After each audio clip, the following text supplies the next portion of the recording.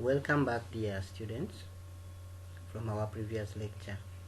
In today's lecture, we are going to look at the functions of human resource, and among the sub-activities we shall go through is to understand the basic concepts of human resource management, explaining what human resource management is and how it relates to the management process, then providing an overview of functions of human resource, as well as describing how the major roles of human resource management are being transformed, and lastly we shall explain the role of human resource in the present millennium. Let's begin. As previously said, human resource management has an important role to play, not only in equipping the organization to meet its challenges, but also expanding and widening the work of the organization and looking at how the organization will effectively achieve its objectives. With human resource, there is an increase in staff number, and we are looking at also the diversification and change in the organization, because if the employee is being recruited, or if the employee is recruited, are well versed with what they are going to be doing in the organization, then there will be a continuous change and involvement within that particular organization. So we are going to look at the functions of human resource management, as well as the human resource department within the organization, and why that department is imperative, or why human resource is important within the organization. When you look at our diagram here, there are a number of functions, which functions are subdivided into technological, economic, legal, social, political, among others, as we are seeing them on our diagram. These are subdivided, and they are majorly explained as we are going to sit down here. Depending on the diagram we have seen up there, we have what we call the strategic human resource management, we have the equal employment opportunity, we have staffing, talent management and involvement, total reward, risk management, and work protection, as well as employee and labor relations. Let's try to explain these ones in details, and we see how each is how each just adds a value to the organization. When you look at strategic human resource management, here we are saying it's part of maintaining organizational competitiveness, strategic planning for human resource effectiveness, and then the human resource technology. So when you look at strategic human resource management, it deals with a number of activities or tasks within the organization, and those tasks, if they are fulfilled or if they are being tackled well, then the organization will achieve its intent. Secondly, there is equal employment opportunity. Here we are saying compliance with the equal employment opportunity laws and regulations affect all other human resource activities. So these laws, they have been established to ensure that employees within the organization are equally handled, and handling them equally will give them a chance to express their competency, as well as providing what exactly they are supposed to provide within the organization. Then when you look at staffing, it aims at providing a sufficient supply of qualified individuals. This function looks at how the organization look at the individual's competence, look at the qualifications, you see currently most of the organizations, they look at the papers. After looking at the paper, they look at the competence of the person. Do you have experience within that particular field that you're applying for? If you don't have experience, are you ready to learn? Because they do development, training and development within the organizations that do intend to provide some kind of bit of experience to those individuals with the low experience. Number 4, we have talent management and development, as I've said up there. This one looks at talent development. It looks at trainings that are provided to the organization. Mainly, when we look at trainings, we begin with the first training that is given to the employees in order to give them chance to perform in line with the organization preparations. This one is done through what we call the orientation, and here we are looking at it as the first step towards helping the new employees to adjust themselves to the new job and the employer. And here we are looking at it as a method to acquaint new employees with the particular aspects of their new job.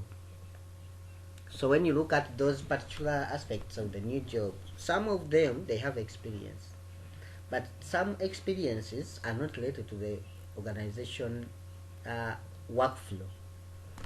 You'll find someone has great knowledge in IT, but the systems being used, or the information systems being used in the organization needs, or the employee needs to be trained on how to use those information systems to perform effectively. So those orientations are given in order to help those employees having knowledge of the systems gonna be used within the organization, and even having the relationship with the employer and the job they are going to be doing. We have also total reward, which looks at the compensation in form of pay, in form of incentive, in form of benefits that are given to the employees. But it is not necessarily that whenever an employee goes to the organization has to get all these kind of benefits. It's just a decision from the Human Resource Department, and as the Human Resource Department, it's the one that looks at the compensation management and determines how much employees should get and should be paid based on the actions or based on the activities going to be doing within the organization. Then we have risk management and work protection, whereby the department, or as human resource management, addresses various workplace risks to ensure that there is protection over the workers' health, or even other social security services.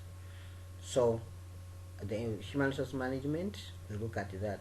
Then we have also employee and labor relations, whereby the relationship between the manager and the employees will be also handled based on the policies that will be established by the human resource management or the human resource management department. So when they put up the policies, these policies will guide them on how to relate with their managers and the other employees within the organization. From there, let's go straight to the roles of human resource. As any other resource within the organization, even human as a resource has a role to play in order to ensure that the organization generates maximum profits with minimum losses. Here we are saying the role of human resource management is to plan, develop and administer policies and programs that are designed to make optimum use of an organization's human resources. And here we are saying it is that part of the management which is concerned with the people at work and with their relationship with the enterprises, and the objective or the objectives of this kind of department, or this kind of part, as we said, is to effectively utilize the human resources available looking at work relations among all members of the organization, maximum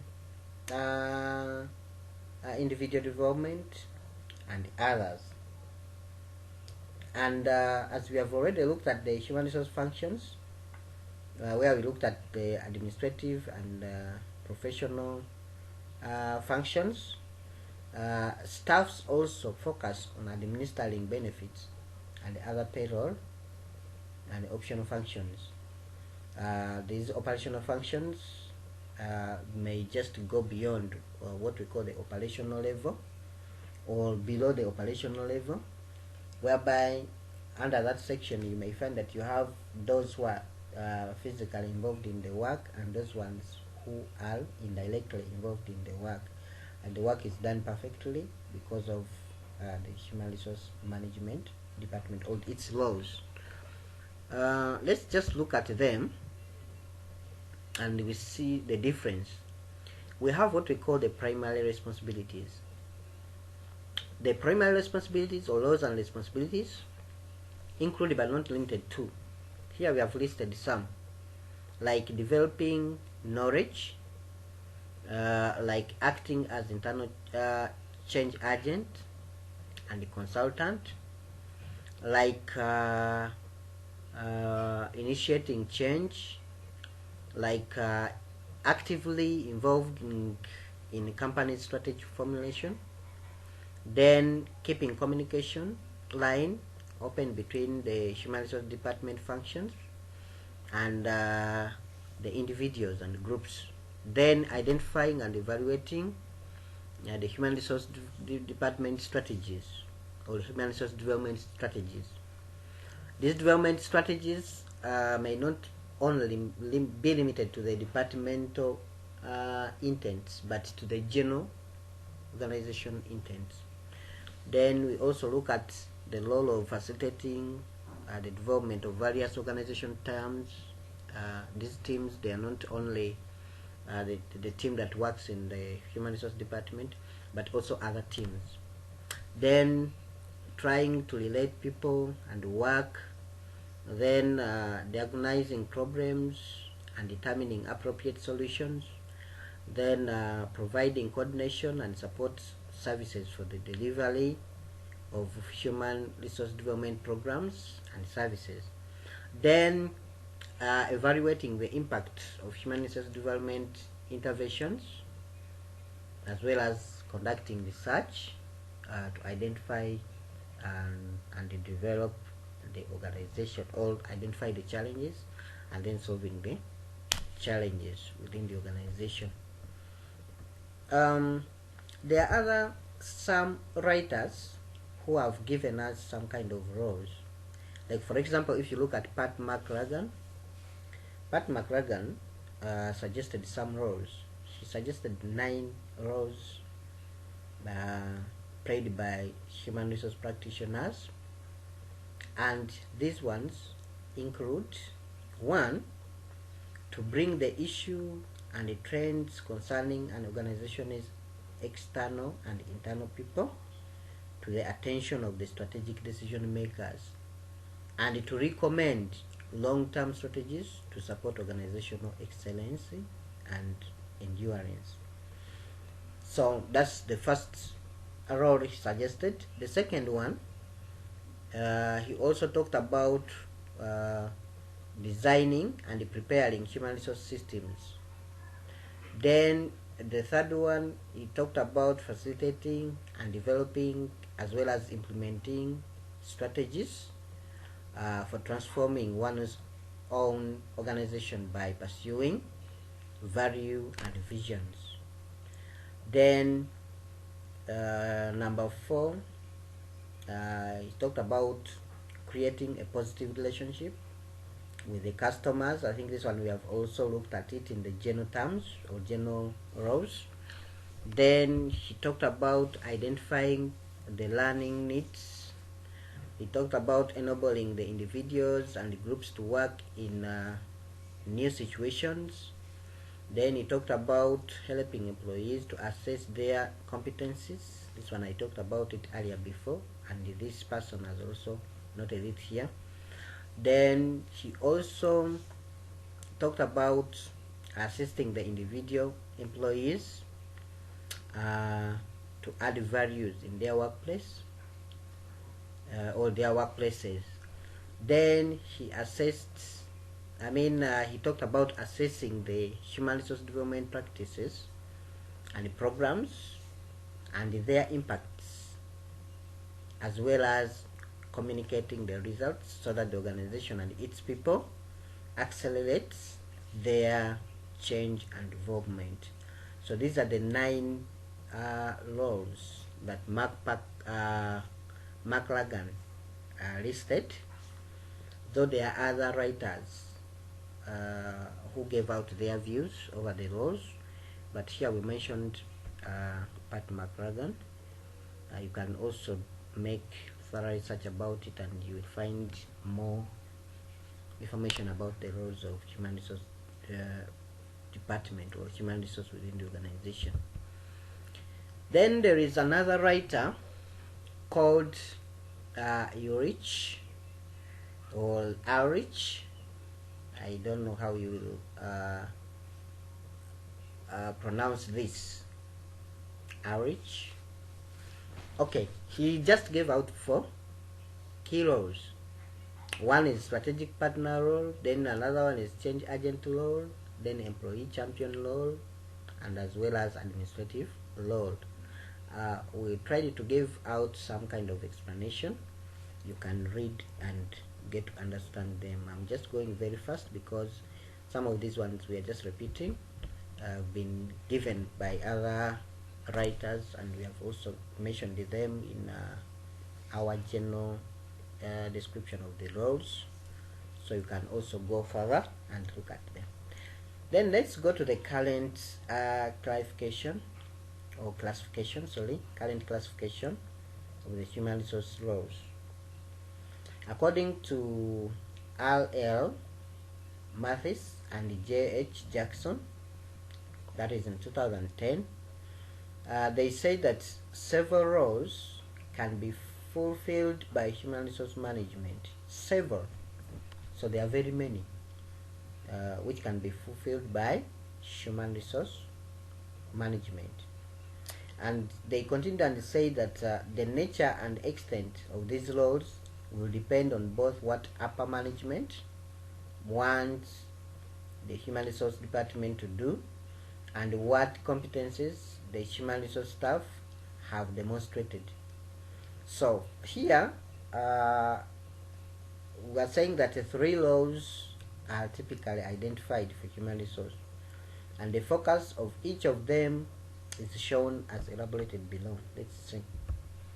When you look at administrative, operational, and strategic, these have been arranged basing on the organizational structure, because with the organizational structure we have what we call the administrative structure, the operational structure, the strategic structure, or you can even say the tactical, the strategic, the tactical, and then the operation, where we find the subordinates.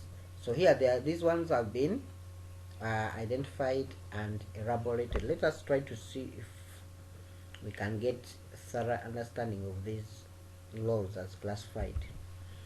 With administrative laws, here we are saying the administrative law of human resource management has been heavily oriented to administration and keeping records, including essential legal paperwork and policy implementation. That's with the administration. Then with the operation, here we are saying that the human resource managers, they manage most of human resource activities in line with the strategies and the operations. Okay. Then with the strategic laws, here we are saying the administrative law traditionally has been the dominant law.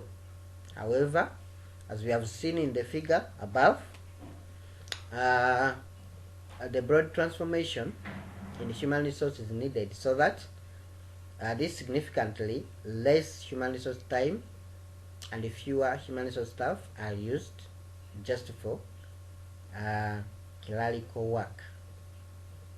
Okay, so when you see the strategic maybe the strategic level within the organization, you see some of these administrators, they carry out some kind of functions within the organization, and by the time it goes to the strategic level, you'll find that most of the work has been done. So this one, they just make clarifications only over what has been decided by the other department.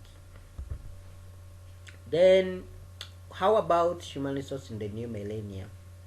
When I say new millennium, we are looking at the new generation where we are now. Here we are saying human resources have never been more indispensable. When I say more indispensable, I mean they have never been so crucial or so important than the way they are today. Why? Because the competitive forces that we face today will continue to face in the future, and they will demand the organization to have more employees or effective employees in order to have clear excellence. And in order to achieve this, or to achieve the extended quality, or to achieve the organization's needs, to focus on long learning, or to achieve the quality, or to have teamwork and re-engineering, the organization should also focus on the human resource development. And within the new millennium, there are some other factors, or there are factors that are driving human resource. We're going to look at these factors one by one, and we see how they can be achieved, or how can they be maintained in order to have effective performance within the organization. One, we have dispensing organizational excellence, and to achieve this shift in organizational excellence, there is a need for the organization to reform the way in which work is carried out by the human resource department.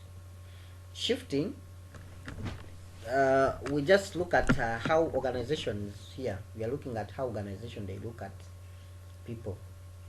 Some of the organizations, they say, instead of hiring qualified individuals, I will go out and I look for a machine, then the machine will work for me. But how can you do that without having a person who is going to utilize the machine?